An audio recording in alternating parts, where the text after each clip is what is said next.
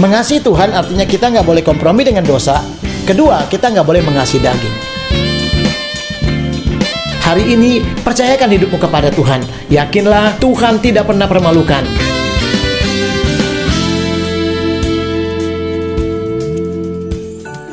Puji Tuhan, kita kembali lagi hari ini dengan Mas Murni, dan kita akan bicara mengenai berkat surga dalam rumahmu. Saudara, saya percaya saudara, rumah tidak ditentukan oleh karena besar dan kecilnya, oleh karena mewah dan tidaknya, oleh karena lux dan tidak luxnya. Bukan berarti semuanya itu tidak penting, tetapi rumah itu menjadi sangat berarti dan menentukan ketika ada juru selamat, ada Yesus Kristus Tuhan. Sang Natal itu ada di tengah-tengah keluarga saudara. Mari kita melihat di dalam Lukas pasal 1 ayat yang ke-28. Firman Tuhan berkata demikian. Ketika malaikat itu masuk ke rumah Maria, ia berkata, "Salam, hai engkau yang dikaruniai Tuhan menyertai engkau."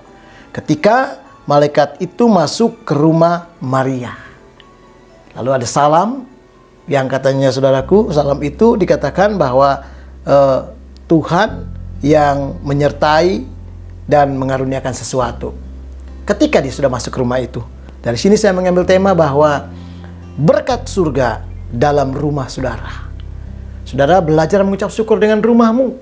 Kadangkala mungkin tidak besar, kadangkala sederhana, tetapi kalau ada Yesus Kristus Tuhan, saudara mengucap syukur. Kenapa saudara? Karena berkat surga udah pasti ada di dalam rumah itu, ada di dalam kehidupanmu, ada dalam kehidupan keluargamu. Nah, kalau kita mau belajar bagaimana caranya supaya berkat surga ada di dalam rumah kita, dua hal yang kita mesti belajar. Yang pertama adalah hati yang terbuka untuk yang surgawi. Jadi hati kita mesti terbuka untuk hal-hal yang surgawi. Itu akan membuat berkat ada dalam rumah kita. Yang kedua adalah hati yang selalu tertuju pada Tuhan. Dua hal ini akan membuat berkat surga ada dalam rumahmu. Jadi berkat surga dalam rumah kita tergantung dari dua hal ini, yaitu hati yang terbuka untuk hal-hal yang surgawi. Berapa banyak kita rindukan hal-hal yang daripada surga? Berapa banyak kita merindukan hal-hal yang daripada Tuhan? Bukankah Tuhan bilang bahwa carilah dulu kerajaan Allah serta kebenarannya, maka sekaliannya akan ditambahkan kepadamu. Ketika kita mencari bukan berkatnya, tetapi si pemberi berkat itu. Kita mencari bukan hanya wajahnya, tetapi kita mencari Tuhan yang hebat. Bukannya pemberian-pemberian tangannya, tetapi saudara melekat mengasihi Tuhan. Ketika engkau mungkin ada di rumahmu, apalagi sekarang kebanyakan kita semua kebanyakan diam di rumah masing-masing, tetap terbuka dengan hal-hal yang daripada surga. Artinya engkau rindukan, engkau hauskan, punya waktu untuk bersekutu, menyembah, mencari Tuhan. Waktu hatimu seperti itu, maka rumahmu akan menjadi rumah keberkatan. Surga akan memberkati rumah seperti itu. Mari kita melihat di dalam Sefania pasal yang ketiga ayat 12. Firman Tuhan demikian. Di antaramu akan kubiarkan hidup suatu umat yang rendah hati dan lemah, dan mereka akan mencari perlindungan pada nama Tuhan. Wow, ini luar biasa saudara. Dikatakan bahwa di antaramu akan kuberikan hidup suatu umat yang rendah hati, dan mereka akan mencari saudara perlindungan pada nama Tuhan. Jadi saudara, luar biasa. Tuhan akan memberkati kita dengan cara seperti ini. Tuhan akan menjadikan hidup suatu umat yang rendah hati, yang diberkati Tuhan, yang segala satunya. Maka ketika di rumah kita jadi orang-orang yang selalu terbuka untuk Tuhan, dan hati kita rindu, dan kita berkata, Tuhan saya haus. Dengan rendah hati saudara mencari Tuhan, maka berkat Tuhan ada padamu. Dikatakan mereka akan mencari perlindungan pada nama Tuhan. Tahukah saudara, tidak hanya perlindungan, tapi berkat ilahi dicurahkan di tengah-tengah saudara. Sebab itu, biarlah di dalam rumahmu ada pujian, ada penyembahan. Jangan ada aktivitas-aktivitas yang melebihi daripada Tuhan. Tuhan harus di atas segala-galanya.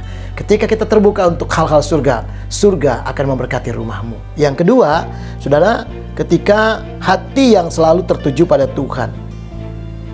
Kadang ada orang yang hatinya tidak mencari Tuhan dan tidak tertuju sama Tuhan, tidak ada rasa haus. Tapi ada orang yang kadangkala saudaraku setiap hari berkata, Tuhan aku mau ketemu Engkau, aku merindukan Engkau, aku mau bersekutu dengan Engkau, aku ingin, dan banyak hal. Saudara, orang-orang seperti ini orang-orang yang selalu terbuka dan tertuju kepada Tuhan. Apa akibatnya ketika orang-orang seperti ini tertuju pada Tuhan? Lihat janji Tuhan Mazmur pasal 143 ayat yang ke-10. Ajarlah aku melakukan kehendak-Mu, sebab Engkaulah Allahku. Kiranya roh-Mu yang baik itu menuntun aku di tanah yang rata. Kata firman Tuhan, saudaraku, ajar aku melakukan kehendak-Mu. Ini orang-orang, ciri-ciri orang yang hatinya selalu tertuju untuk Tuhan. Ya, dia ingin selalu diajar oleh Tuhan, dan dia ingin berkata, Tuhan, kiranya roh-Mu, ya, roh-Mu yang baik itu menuntun aku di tanah yang rata. Dia sadar dia tidak akan bisa melangkah tanpa roh Tuhan. Saudara, Roh Kuduslah yang memampukan saudara melewati pergumulan-pergumulan yang ada. Bukan berarti kita jalan tanpa ada gelombang, tanpa ada lubang. Ada banyak tantangan, ada banyak masalah. Tetapi ketika engkau bersama dengan Tuhan, di tengah-tengah pergumulan yang sulit sekalipun, bahkan di lembah kekelaman sekalipun, Tuhan tidak pernah biarkan kita. Apalagi kalau Roh Kudusnya memimpin saudara. Saudara, maka orang-orang yang haus akan Tuhan, yang tertuju pada Tuhan, orang-orang demikian akan selalu diberkati Tuhan. Maka ketika di dalam rumah itu ada orang-orang seperti itu, maka saya percaya rumahmu hari ini siap menampung berkat ilahi, siap menampung berkat-berkat surga, siap saudaraku mengalami lawatan-lawatan Tuhan. Karena Tuhan cintakan engkau semua, dan Tuhan melihat apakah di rumah itu ada orang-orang yang selalu rendah hati dan selalu mau mencari Tuhan. Diberkati Tuhan di suasana ini, karena Tuhan akan memberkati hidupmu sepanjang hari ini. Apapun yang kau lakukan, ada kemenangan, ada janji Tuhan yang hebat dinyatakan bagi kita semua. Tuhan Yesus memberkati. Amin.